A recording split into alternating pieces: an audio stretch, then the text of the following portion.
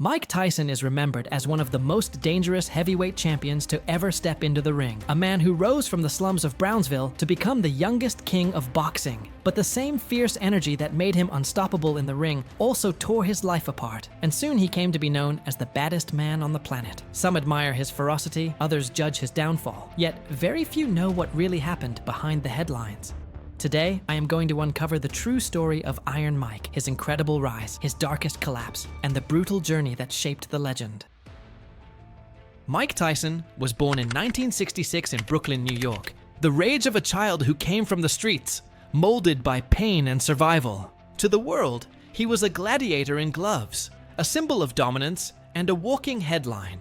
But behind the power was a man battling demons he couldn't knock out. Mike Tyson's story begins in the unforgiving streets of Brooklyn, New York, a world where violence was language and survival was victory. Born Michael Gerard Tyson in 1966, he grew up in Brownsville, one of the city's toughest neighborhoods, a place where dreams rarely survived past childhood. His father left early, his mother struggled to keep food on the table, and young Mike was forced to navigate chaos before he could even spell his own name. By age 10, he was already known to the police, arrested for petty thefts, street fights, and survival crimes. By 13, he had been arrested over 30 times. Behind the troubled boy, however, was a quiet vulnerability, one that surfaced the day he fought to protect his pet pigeon from bullies. That was Mike's first real fight, born not from hate, but from heartbreak. Fate intervened when Tyson met a counselor and former boxer named Bobby Stewart. Noticed Tyson's raw strength and unusual focus. He saw not a criminal, but a prodigy. Stewart introduced him to legendary trainer Cus D'Amato, a man who believed that boxing wasn't just about fists, it was about discipline, will, and control. Cus took the wild kid under his wing, feeding him philosophy, structure, and love, something Tyson had never known. Under D'Amato's roof, the boy from Brooklyn began to disappear. In his place, a fighter was being born, molded by pain, sharpened by purpose, and destined for greatness. Mike Tyson is definitely going to be the heavyweight champion of the world. By the early 1980s, Mike Tyson was no longer just another troubled kid from Brooklyn. He was a weapon in training, forged by the hands of Cus D'Amato, and guided by a hunger few could understand. At just 15, he stepped into the ring at the Junior Olympics. He had maybe a dozen fights in the Junior Olympic Championship. I think he's going to be heavyweight champion of the world one day. A stocky teenager with explosive hands and ice in his eyes, he demolished opponents in seconds, earning the nickname Kid Dynamite. By 1985, at only 18, he turned professional. The world was about to witness the rise of a phenomenon. In his first year as a pro, Tyson fought 15 times and won all 15. 11 ended in the first round. Each knockout was faster, cleaner, and more terrifying than the last. But just as success was exploding, tragedy struck. Cus D'Amato, the man who had become his father, mentor, and anchor, passed away before Tyson's first world title fight. Mike was shattered. The man who believed in him when no one else did was gone. Yet, in his grief, Tyson found a new fire. Every fight became a tribute to Cus's dream. Under trainer Kevin Rooney, Tyson honed D'Amato's peekaboo style to perfection. Relentless pressure, lightning counters, and ruthless discipline. Tyson became the youngest heavyweight champion in boxing history. The victory ignited a global frenzy. Tyson's name spread across every headline, every TV screen, every street corner, where kids shadowboxed his signature peekaboo stance. He wasn't just a champion, he was a force of nature. His aura was intimidating, his presence magnetic. In the ring, he moved with animalistic grace. Outside it, he carried an unpredictable volatility. In 1987 and 1988, Tyson unified the WBC, WBA, and IBF titles, becoming the undisputed heavyweight champion of the world. No one could touch him. His fights rarely lasted more than a few minutes. At the height of his dominance, Tyson's empire began to crack. Into his life stepped Don King, the flamboyant promoter with towering hair and even taller promises. King saw Tyson not as a protege, but as a gold mine, and he knew how to mine it well. He whispered words of power, independence, and fortune.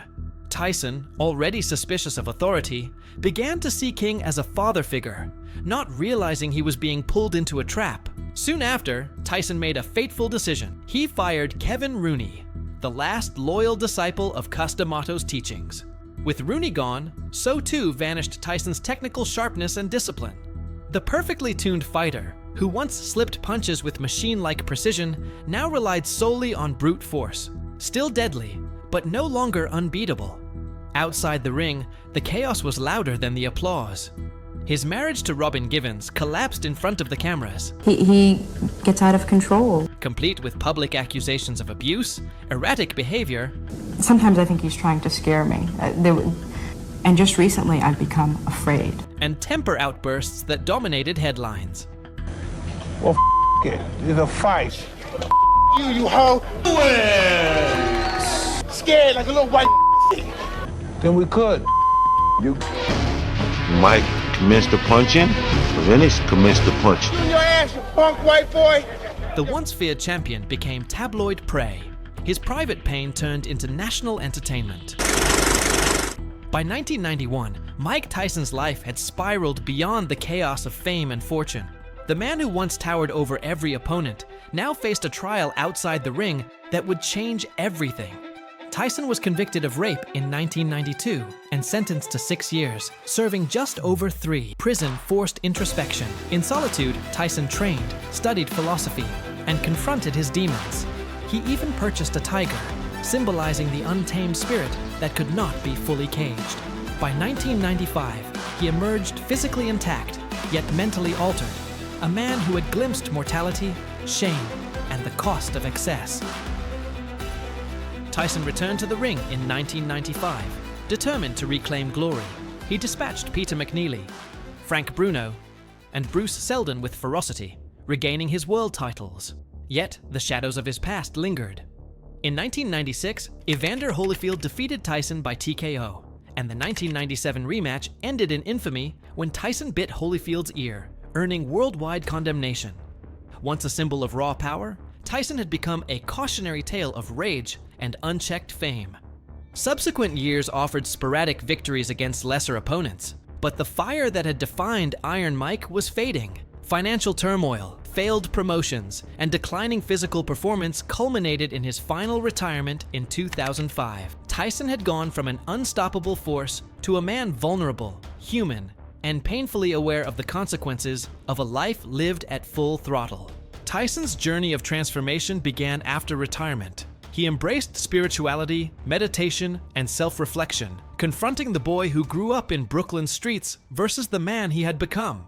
He ventured into acting, comedy, and entrepreneurship, launching Tyson 2.0, a cannabis brand reflecting reinvention and business acumen. His podcast, Hotboxin', offered candid insights into life, fame, and mistakes. In 2020, Tyson returned to the ring for an exhibition bout against Roy Jones Jr., demonstrating resilience, skill, and the enduring spirit of a warrior. Today, Tyson is more than a fighter. He is a mentor, entertainer, and symbol of transformation.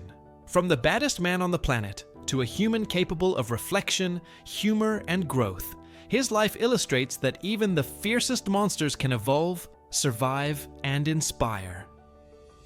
After Holyfield, Tyson's life descended further. Legal battles, financial ruin, and betrayals, particularly by Don King, dominated his existence. Lawsuits for millions and constant media scrutiny shadowed every move. Tyson fought sporadically, facing opponents far below his former level.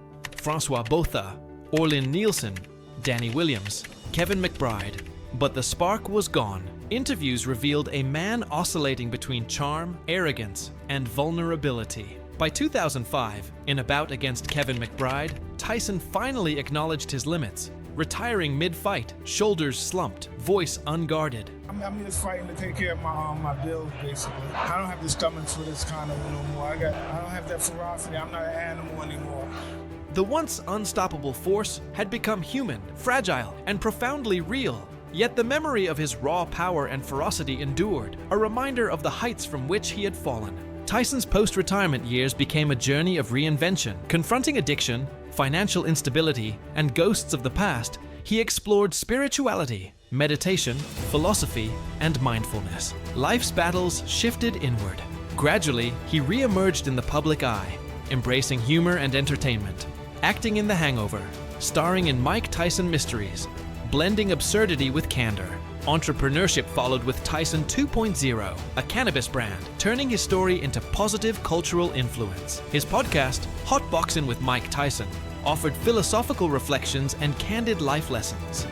In 2020, he returned to the ring for an exhibition against Roy Jones Jr., not to dominate, but to show resilience, legacy, and enduring skill. The ferocious monster of Iron Mike had evolved into Human Mike, reflective, humorous, and inspiring. His life had transformed from cautionary tale to testament of growth and adaptability.